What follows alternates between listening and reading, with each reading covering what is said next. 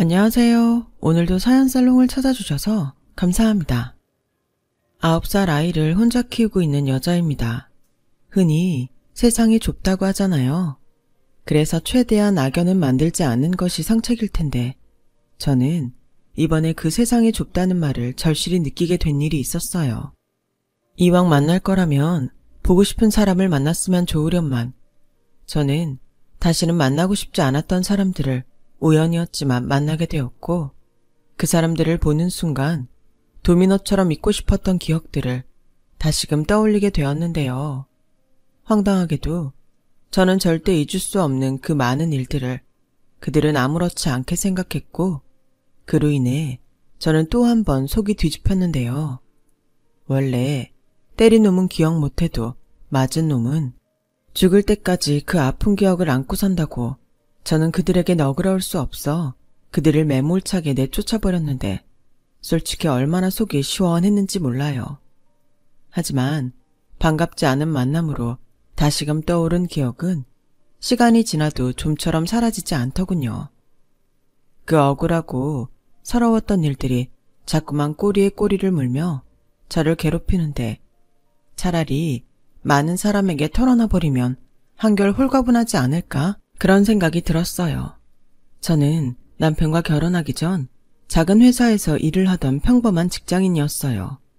그리고 남편 역시 딱히 내세울 것 없는 그저 그런 회사원이었는데 저희 집은 아버지가 사업을 크게 하셔서 경제적으로 여유가 많았고 남편 집도 시아버님부터 아주버님까지 의사였기 때문에 나름 의사 집안이라는 자존심이 대단했던 집이었거든요. 그래서인지 그다지 내세울 것 없는 저희들과는 다르게 두 집안은 상견례를 시작으로 은근 보이지 않는 기싸움을 벌이곤 했는데 그래도 경제적으로 저희 집이 여유가 많다 보니 시어머니는 기꺼운 마음으로 저를 며느리로 받아들이셨어요. 하지만 어쩐지 저희 친정엄마는 워낙 콧대 높은 시어머니 때문에 제가 마음고생이라도 하지 않을까 걱정이 되었는지 상견례가 지나고 결혼 준비를 하는 동안에도 결혼을 다시 생각해봤으면 좋겠다고 저를 설득하려 하셨어요. 수영아, 엄마가 볼 땐 네 시어머니 될 사람이 영 아닌 것 같아. 어째 허세만 많아서 괜히 네가 고생할 것 같은데 정말 이 결혼을 해야겠어? 그렇게 그 남자가 좋아? 엄마는 또 그런다. 나는 지용씨가 좋아. 그리고 지용씨 어머니도 자꾸 보면 괜찮아. 솔직히 남편이랑 아들이 의사면 어깨에 힘 좀 줄 수 있지. 아우 이거사. 네가 아직 뭘 몰라서 그런 소리 하지. 너 그러다 나중에 후회하면 어쩌려고 그래. 엄마도 할머니가 반대하는 결혼했지만 지금까지 아빠랑 잘 살잖아. 너무 부정적으로만 생각하지 말고 딸이 원하는 결혼이니까 좋게 봐줘. 내가 콩깍지씨 너한테 무슨 말을 하겠니? 졌어. 대신 네가 선택한 결혼이니까 꼭 잘 살아. 알겠어? 네, 나도 엄마 아빠처럼 평생 알콩달콩 재미나게 살게. 약속해. 엄마들은 참 신기해요. 저는 사랑에 눈이 멀어 보지 못한 미래인데 엄마는 제가 겪을 그 미래를 무슨 촉인지 알고 있는 것처럼 말씀하셨으니까요. 하지만 그때의 저는 그 누구보다 남편과 잘 살 수 있다는 확신이 있었고 그만큼 남편은 연애하는 4년 내내 저에게 잘했기에 저는 남편을 믿고 예정대로 결혼식을 올리게 되었어요. 그리고 결혼하고 1년이 지날 동안은 저희 친정엄마가 걱정하던 문제들은 일어나지 않았는데요.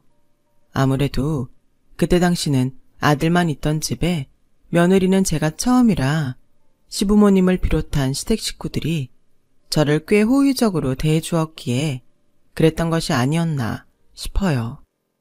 그렇기 때문에 저는 그것이 앞으로 계속 이어질 거라고 자만했고 의사 집안이라는 타이틀에 집착하는 시어머니도 나름 이해하며 잘 지내보려고 노력했었죠. 문제는 엉뚱한 곳에서부터 시작이 되더라고요. 사실 저희가 의사였던 아주버님보다 결혼을 먼저 했거든요. 다른 이유가 있어서 그런 건 아니고 시어머니가 저희 남편과 달리 아주버님의 혼처를 까다롭게 보셨던 것이 그 이유라면 이유였죠. 그렇게 당신의 희망사항들을 모두 들어줄 큰며느리를 찾던 시어머니는 끝끝내 아주버님과 같은 의사 며느리 자리를 찾으셨고 저는 그 무렵 원하던 임신을 하게 되었어요.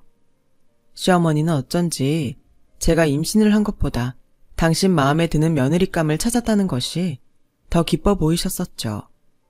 저는 당연히 시부모님이 기뻐하실 거라고 생각해서 친정보다도 더 먼저 임신 소식을 알려드렸는데 제가 보여드린 아이 초음파 사진은 보는 둥 마는 둥 하시더라고요. 얘, 여기 좀 봐라. 얼굴도 딱 의사 선생님처럼 생기지 않았니? 너도 알지만 의사한테는 의사가 딱이거든. 서로 얼마나 통하는 게 많겠어. 그리고 집안에 의사가 한 명만 있어도 로또라고 사람들이 부러워하는데 우리는 셋이나 있으니 다른 사람들이 얼마나 부러워하겠냐.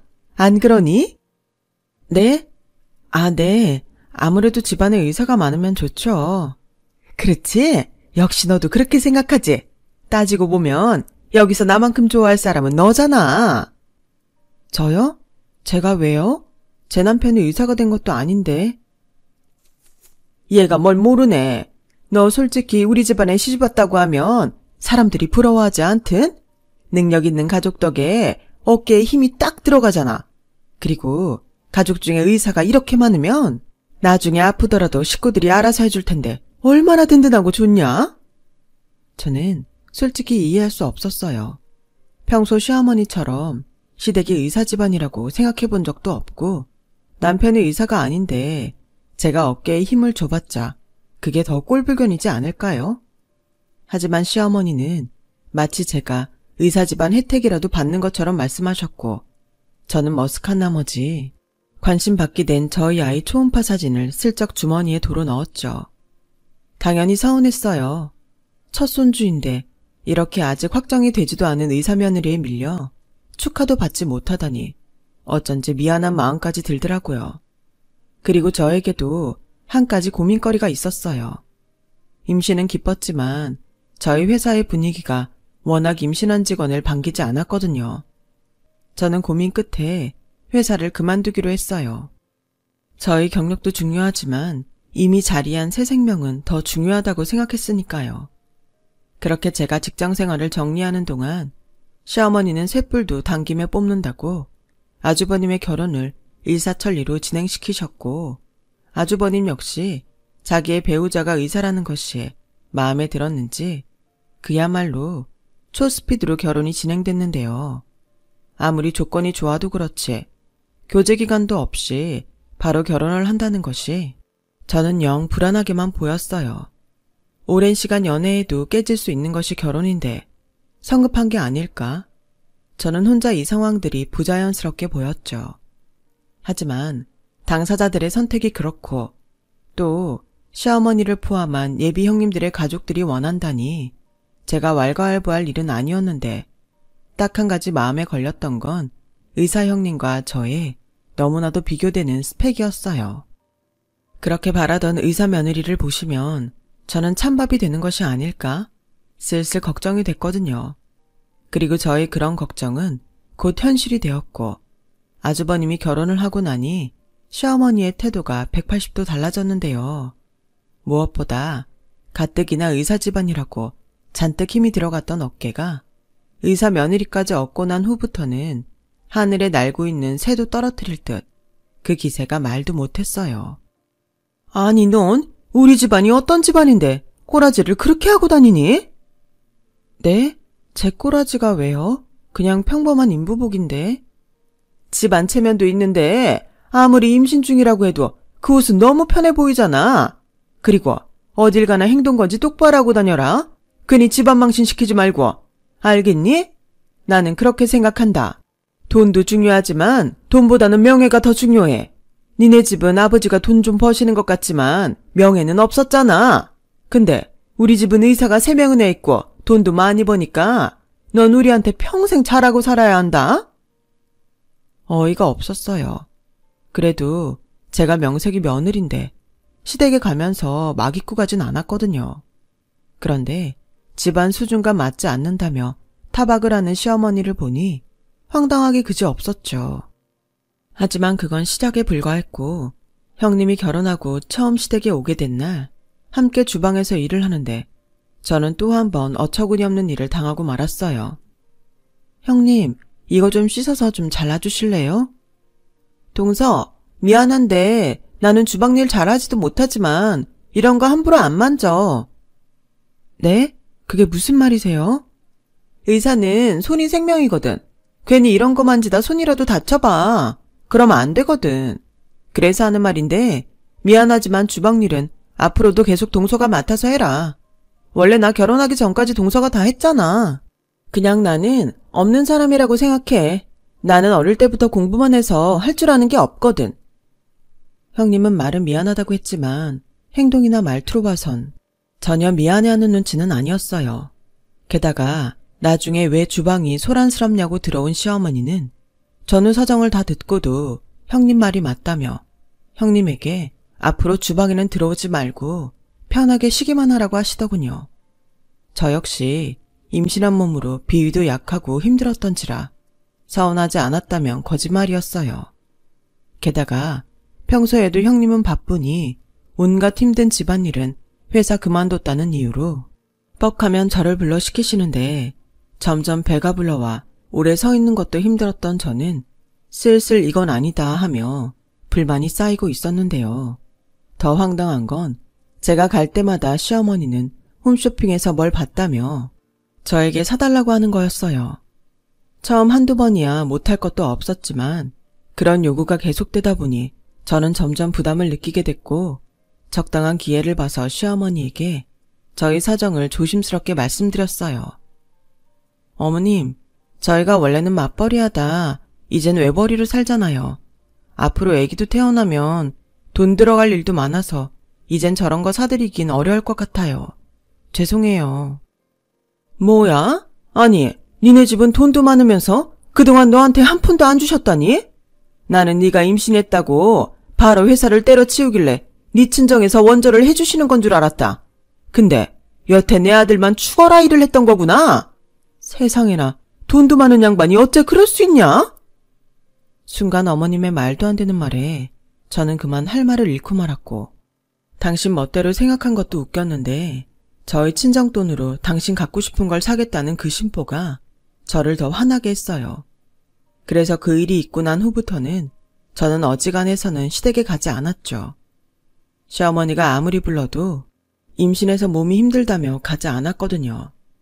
물론 부려먹을 사람이 필요한 시어머니의 잔소리를 피할 순 없었지만 그러거나 말거나 한쪽 귀로 듣고 한쪽 귀로 흘려보냈어요.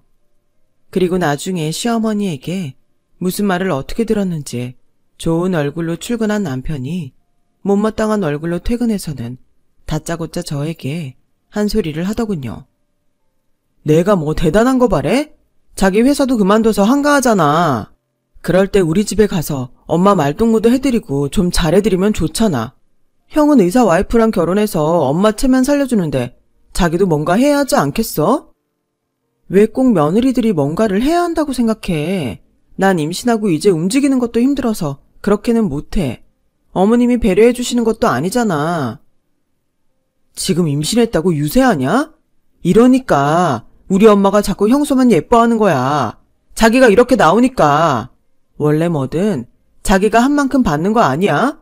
배려받고 싶으면 가서 싹싹하게 잘해야지. 이런 식으로 나오는데 누가 자길 배려하겠어? 뭐? 내가 처음부터 그랬어? 그리고 다른 사람은 몰라도 자기는 그렇게 말하면 안 되는 거 아니야? 어쩌면 내 생각은 조금도 하지 않아? 자기는 내가 이 몸을 하고도 당신 집에 가서 식모 노릇하면 좋겠어? 그러고도 자기가 내 남편이야? 유치해서 더 이상 못 듣겠다. 나는 적어도 자기가 형수보다 먼저 시집 왔으니까 우리 엄마랑 잘 지냈으면 해서 하는 소리였는데 하기 싫으면 관둬. 나도 장인 장모님한테 똑같이 할 테니까. 정말 유치한 사람이 누굴까요? 그렇게 저와 남편은 부부싸움을 대판하고 각방까지 쓰게 됐어요. 아무리 좋았던 사이도 나빠지는 건 한순간이더라고요. 그렇게 저와 남편은 조금씩 어긋나기 시작했고 처음엔 그냥 여느 부부들이 하는 부부싸움 정도로 생각했는데 남편은 끝까지 제가 며느리의 도리를 하지 않으려 했기에 문제가 생긴 거라며 모든 문제의 탓을 저에게로 돌리더라고요. 저 역시 자존심이 있기에 물러서지 않았죠. 그러면서도 저는 제가 혼날 이 문제로 이혼을 할 거라는 건 전혀 생각하지 못했어요. 하지만 감정의 골은 점점 깊어졌고 그러면서 시어머니는 시어머니대로 저를 투명인간 취급하셨어요. 그제야 이렇게 살 걸 친정엄마 말 듣지 않고 왜 결혼을 했을까 하는 후회가 밀려오더군요. 그리고 임신한 제 모습을 보니 왈칵 눈물이 쏟아졌어요. 분명 남편과는 사랑해서 결혼했고 원하던 임신이었는데 앞으로 어떻게 살아야 할지 막막했거든요. 그런데 남편은 무슨 생각이었는지 저와 풀리지 않는 부부 문제를 시어머니에게 일러 바치듯 고자질을 해댔어요. 내내 저를 투명인간 취급만 하던 시어머니는 단단히 화가 난 얼굴로 저희 집에 쳐들어오셨는데 형님까지 달고 오셨더라고요. 너 내가 정말 보자 하니까 내가 우습냐? 막말로 네가 볼게. 니네 집 돈 많은 거 빼면 뭐가 있냐? 그럼 심보라도 좋아야지. 내가 조금 뭐라고 했다고? 밴댕이 소갈딱지처럼 삐져서는 지 남편이랑 싸움이나 하고. 내가 말했지? 의사 집안 체면을 생각하고 행동하라고. 결혼한 지 얼마나 됐다고 각방이야. 어머니 그만 참으세요. 동서도 힘드니까 그랬겠죠. 동서 얼른 잘못했다고 빌어. 괜히 동서 때문에 집안 분위기만 망치고 이게 뭐야.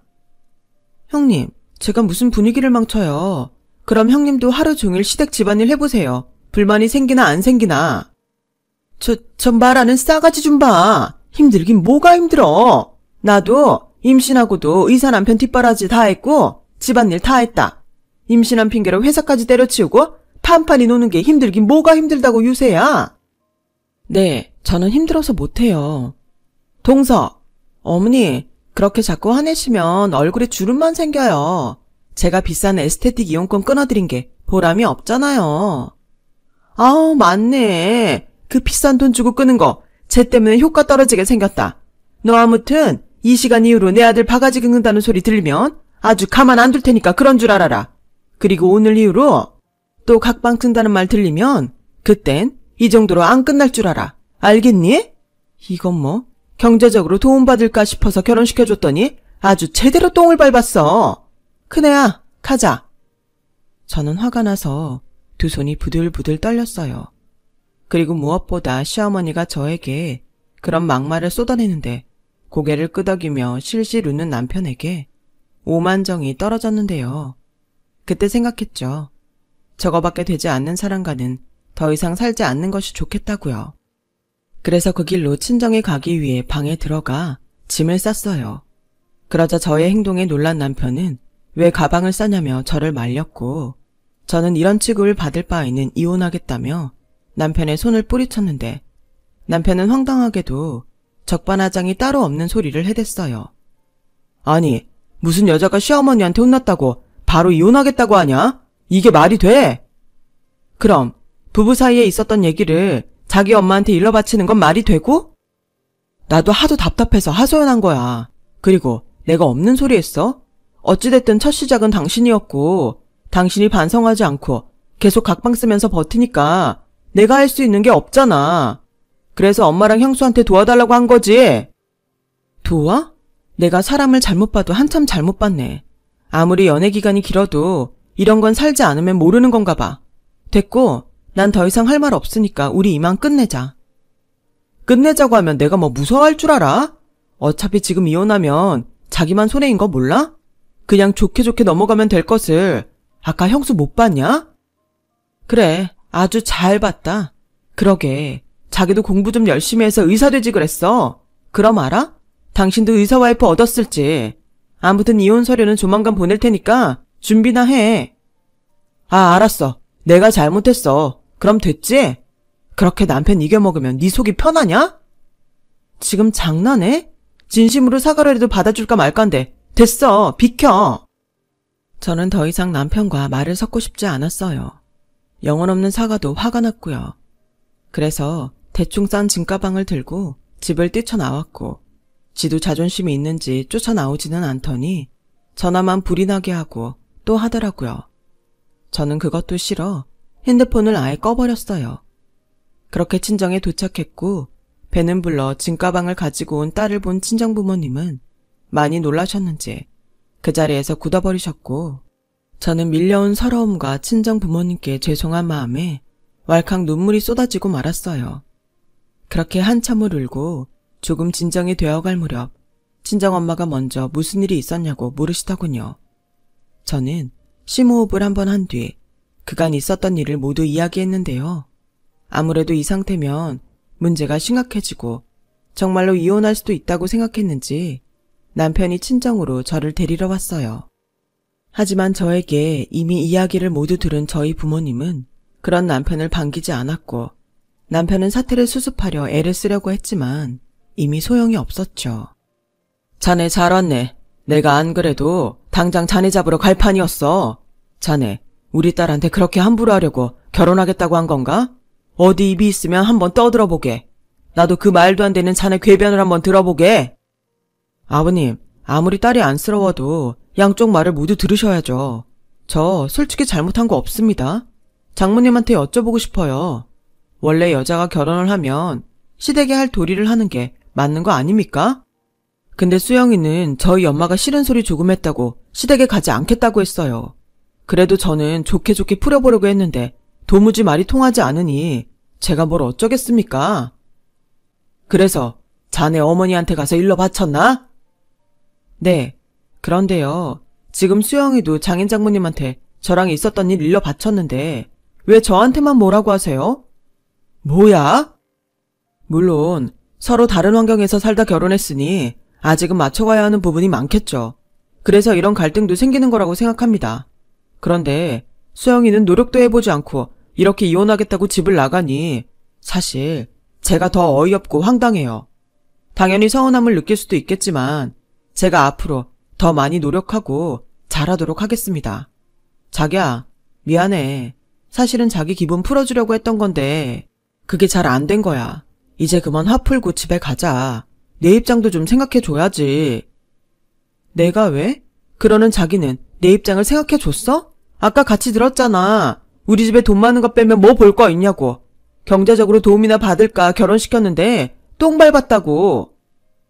그야 우리 엄마가 화가 나니까 아무 말이나 막 한 거지.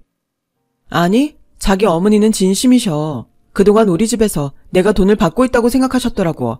그래서 내가 아니라고 말씀드렸는데 그때부터는 사람이 아주 변해서는 아까처럼 막말을 하시는 거야. 뭐? 그게 정말이야?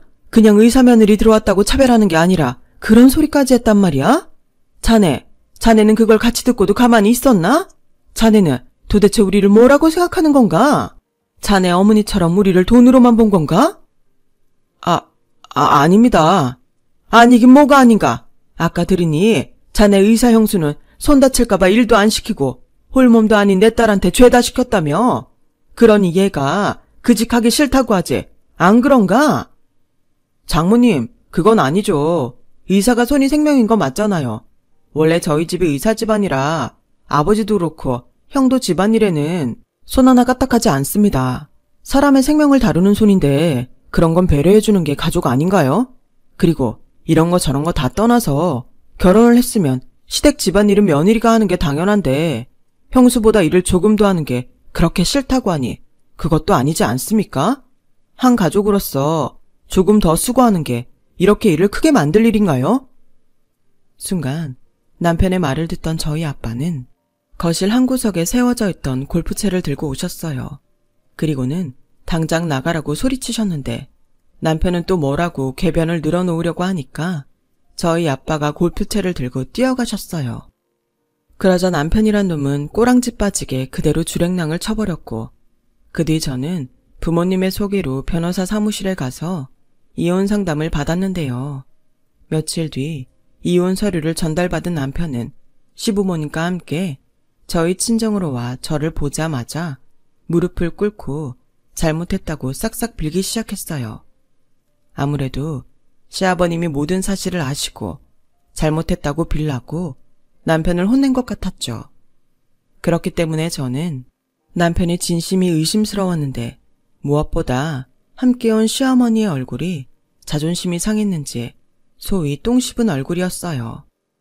그리고 저희 부모님과 시아버님이 저희 부부에 대한 이야기를 나누는 동안 제 친정에는 처음 온 시어머니는 눈을 휘둥그렇게 뜨며 집안 구석구석을 훑으셨고 주방에 있던 저에게 다가와서는 끝내 자기 본심을 숨기지 못하셨는데요. 네가 니네 집 돈 믿고 지금 이렇게 나오는 거지? 이혼? 나는 뭐 상관없다. 네가 우리 큰며느리처럼 의사도 아니고 미련 같은 거 없단 말이지. 손주를 봐도 너보다는 우리 의사 며느리가 낳아준 손주가 훨씬 기대되는걸? 그나저나 집이 이렇게 좋은데 어째 너한테는 뭐 하나 준다는 말이 없을까? 혹시 너 사실은 친자식이 아닌 거 아니니? 뭐예요? 듣자 하니까 도저히 못 듣겠네요. 아니 저한테는 의사 집안 체면 어쩌고 저쩌고 하시더니 왜 정작 본인은 입에 걸레를 문 것처럼 말을 더럽게 하시죠? 의사 며느리가 그런 건 못 고쳐주나 봐요. 뭐야? 너 지금 니네 집이라고 눈에 뵈는 게 없어? 네, 저도 이제 눈에 뵈는 거 없어요. 제가 이제 와서 뭐가 무섭겠어요? 에이 엄마 그만 좀 해. 기껏 무릎까지 꿇었는데 헛수고 만들 거야. 자기야 이제 그만하자. 뭐 대단히 큰일이 있었던 것도 아니었잖아. 우리 태어날 애기 생각해야지. 그 애 결코 아빠 없는 애 만들고 싶어? 차라리 세상에 없는 게 나은 아빠도 있어. 자기가 딱 그래. 아이가 뭘 보고 자라겠어? 그래서 하는 말인데 친권 포기한다는 각서를 한 장 써줬으면 좋겠어. 진심이야? 정말 이깟 걸로 이혼을 하겠다고? 이깟 거? 자기가 보기엔 별거 아닌 것 같지만 나한테는 신의의 문제야. 더 이상 내 편이 아닌 사람과 어떻게 살겠어? 지용아, 그냥 해라. 나도 더는 뭣도 아닌 이런 애한테 휘둘리고 싶지 않다. 애도 지가 알아서 키운다니 나는 그냥 새장가 가면 돼.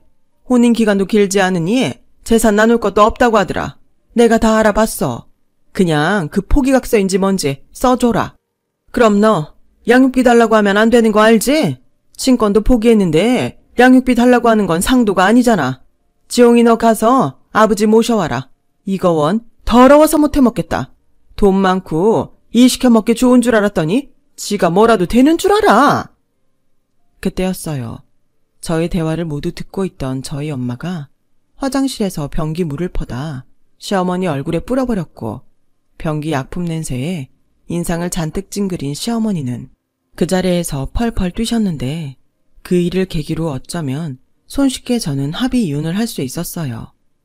마음 같아선 정신적 위자료라도 받고 싶었지만 그러려면 위자료 소송을 해야 했죠. 그 인간과 더는 엮이고 싶지 않은 마음에 포기해버렸는데요. 참, 반갑지 않은 소식은 왜 그리 빠른지 저와 이혼한 남편은 1년 만에 재혼을 했다는 소식을 듣게 됐어요. 그 무렵 저는 아이를 낳고 아직 몸에 익지 않은 육아를 하느라 정신이 없었는데 전 남편의 소식을 들으니 무조건 보란듯이 성공해야겠다는 생각밖에는 들지 않더군요. 그래서 그 후부터는 틈틈이 공인중개사 시험을 준비했어요. 부끄럽게도 그때까지 친정 부모님의 도움을 받을 수밖에 없었지만 꼭 자립해서 받은 것보다 더 많은 것을 해드리겠다고 다짐하고 또 다짐했죠. 그렇게 육아와 공부를 병행하며 저는 2년 만에 공인중개사 시험에서 최종 합격할 수 있었어요. 그새 아이는 자라서 어린이집에 다닐 수 있게 되었고 열심히 발품 팔며 좋은 매물들을 확보해 갔던 저는 조금씩 수입을 늘려갈 수 있었는데요. 그렇게 딱 4년 더 돈을 모으니 그때 제 힘으로 신축은 아니었지만 좋은 위치에 아파트를 구입할 수 있었어요. 사실 저희 부모님은 이제는 저보다 아들아이 없이는 살 수 없다며 저희의 분가를 반대하셨는데요. 그렇다고 계속 부모님의 도움을 받고 싶지는 않더라고요. 무엇보다 그런 모습을 커가는 아들에게 보이고 싶지 않았어요. 그리고 일적으로 자신감이 생기면서 저는 그제야 일하는 것이 얼마나 재미있는지 깨닫게 됐는데 아무래도 제 힘으로 노력해서 얻은 것이 하나둘 쌓이다 보니 그랬던 것 같았어요.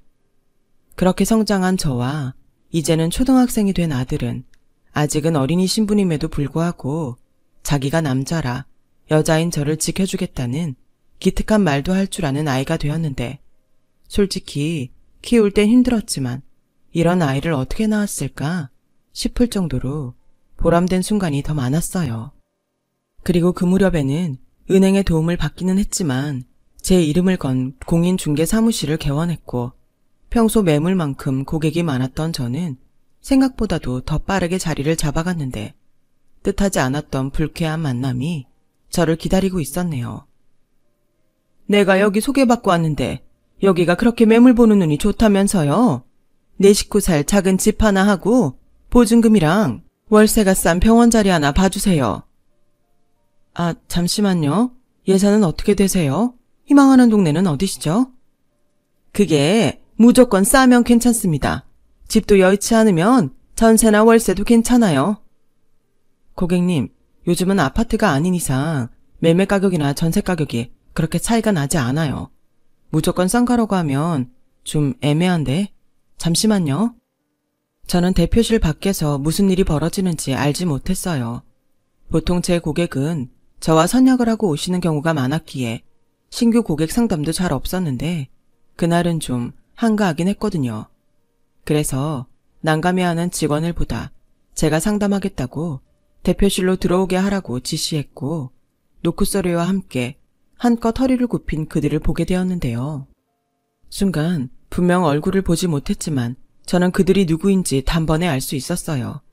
그리고 이내 고개를 든 두 사람은 9년이 지났지만 저를 알아보고 깜짝 놀랐는데 특히 전 남편이 많이 놀랐는지 입을 다물지 못하더군요. 자기야? 아니, 자기가 여기 대표라고? 호칭 좀 바꿔주실래요? 그쪽 자기는 다른 데 있잖아요. 어머어머, 이게 누구냐? 네가 대표면 여기 사무실이 네 거니?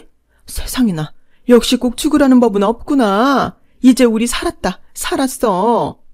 엄마, 이거 꿈 아니지? 자기야, 나 이혼했어. 나 싱글이야. 아, 그러세요? 그런데 그게 저랑 무슨 상관일까요? 에이, 왜 그래? 아, 우리 애는 지금 그러니까 9살이겠네? 나 많이 닮았어? 사실 나 자기 많이 보고 싶었어. 우리 아이도 보고 싶고. 그만하시고 마음 바뀌기 전에 구하시는 조건 말씀해주세요. 그러게 말이다. 아우, 우리 집이 그 사기꾼 같은 년 때문에 폭삭 망했다. 그 중매쟁이 옆편네하고 한편이었어. 우리한테 의사라고 속이고 우리 재산을 다 들고 날랐지 뭐냐? 어쩐지 교제 기간도 없이 바로 결혼한다고 했을 때 알아봤어야 했는데 네 시아버지는 지금 그 충격에 쓰러지셔서 여태 일어나지도 못하고 계신다. 그나마 네 아주버니가 페이닥터로 일을 하긴 하는데 아무래도 빚을 져서라도 개원을 하는 것이 남는 장사인 것 같아서 그래서 소문 듣고 여길 찾아왔는데 내가 오늘 좋은 꿈을 꾸더니 널 만나려고 그랬나 보다. 잘 지내니? 여기 대표면 돈도 많이 벌겠다. 내 말 맞지? 네, 저 꽤 잘 벌어요. 누구랑 이혼한 덕에 제 인생이 활짝 폈죠. 그런데 제가 미쳤다고 당신들과 다시 엮이겠어요? 보아하니 예산도 없는 것 같은데 헛수고하지 마시고 이만 돌아가세요. 아니, 자기야. 한 번만 더 자기야 소리하면 경찰에 신고할 거니까 그런 줄 아시고요. 나 많이 반성했어. 이혼 2번 하니까 그동안 내가 얼마나 한심한지 딱 알겠더라고. 나 이제 정말 잘할 수 있는데 우리 다시 잘해보면 안 될까? 내가 여기서 청소도 하고 잔심부름 다 할게. 사실 나 회사도 잘렸어. 자랑이네요. 어째 나이만 먹고 발전이라는 게 하나도 없네요. 역시 당신 같은 아버지는 필요 없는 게 맞았어. 이만 돌아가지 않으면 사람 불러서 억지로 내보낼 건데 어떻게? 자기들 발로 나가실래요? 아님 질질 끌려나가실래요? 얘야, 그러지 말고 우리 예정을 봐서 좀 용서해주면 안 되겠니? 그 망할 사기꾼년 없을 때 우리 좋았잖아. 내가 그때보다 너한테 더 잘해줄게. 내가 살면 얼마나 더 살겠니?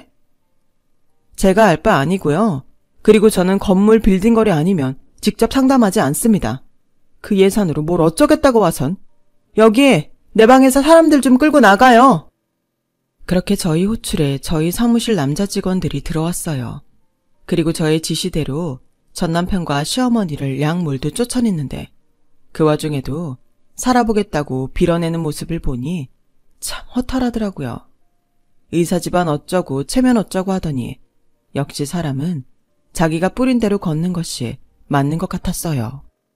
그리고 그 후부터는 지푸라기라도 잡는 심정인지 뭔지 걸핏하면 두 모자가 저를 만나겠다며 저희 사무실을 찾았고, 그때 마침 사무실 앞에 저를 데리러 온 잘 빠진 벤츠 한 대가 섰는데, 평소 그 벤츠가 자신의 꿈의 차라며 헌물을 켜던 전 남편은 넋을 놓고 차와 차에서 내린 남자를 부러운 시선으로 보고 있었어요.